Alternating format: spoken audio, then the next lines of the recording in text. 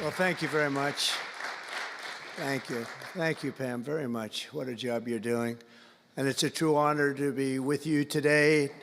This is a storied hall, if there ever was one. And based on the crowd, I think we broke the all-time record. But as we begin a proud new chapter in the chronicles of American justice, this really is something. We're turning the page on 4 long years of corruption, weaponization, and surrender to violent criminals, and we're restoring fair, equal, and impartial justice under the constitutional rule of law. And you're the people that are doing it.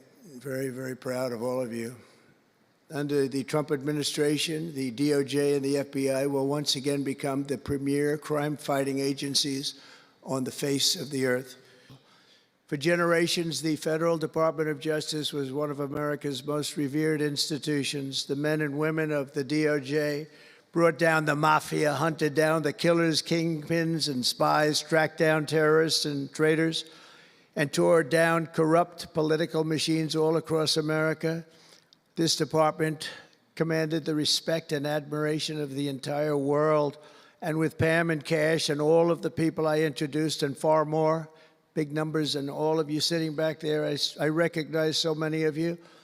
But with you leading the way, it'll soon be the most admired and most respected of all. You're going to be more respected, and I really believe that there's also a lot of things to solve, a lot of problems to solve. But that's going to put you in the upper tier and maybe the top tier, and I believe that's going to happen. I'm so proud of the people in this room.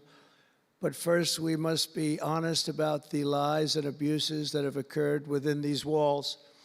Unfortunately, in recent years, a corrupt group of hacks and radicals within the ranks of the American government obliterated the trust and goodwill built up over generations. They weaponized the vast powers of our intelligence and law enforcement agencies to try and thwart the will of the American people. You remember the 51 intelligence agents that said, as an example, that Hunter Biden's laptop from hell came from Russia when they knew it came right from his bedroom. They knew that. It was a big lie, and they knew it so well. They spied on my campaign, launched one hoax and disinformation operation after another, broke the law on a colossal scale, persecuted my family, staff, and supporters, raided my home, Mar-a-Lago, and did everything within their power to prevent me from becoming the President of the United States. With the help of radicals like Mark Elias, Mark Pomerantz, and these are people that nobody's ever seen anything like it. So many others, but these are people that are bad people, really bad people. They tried to turn America into a corrupt, communist, and third world country. But in the end, the thugs failed and the truth won. Freedom won, justice won, democracy won, and above all, the American people won. There could be no more heinous betrayal of American values than to use the law to terrorize the innocent and reward the wicked. And that's what they were doing at a level that's never been seen before. And it's exactly what you saw with Joe Biden, Merrick Garland, and their cronies to do the building of the last 4 years. What they've ripped down is incalculable.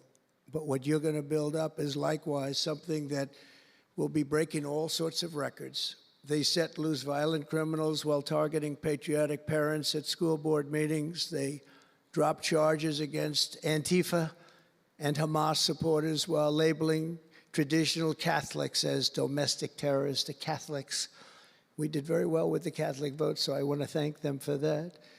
They really did, record numbers. I would say, what's with the Catholics? They're really after the Catholics, so I don't know. They were after a lot of people. Maybe they didn't even know why. They imported illegal alien murderers, drug dealers, and child predators from all over the world to come into our country while putting elderly Christians and pro-life activists on trial for singing hymns and for saying prayers. They went to jail for that. Our predecessors turned this Department of Justice into the Department of Injustice, But I stand before you today to declare that those days are over, and they are never going to come back. They're never coming back.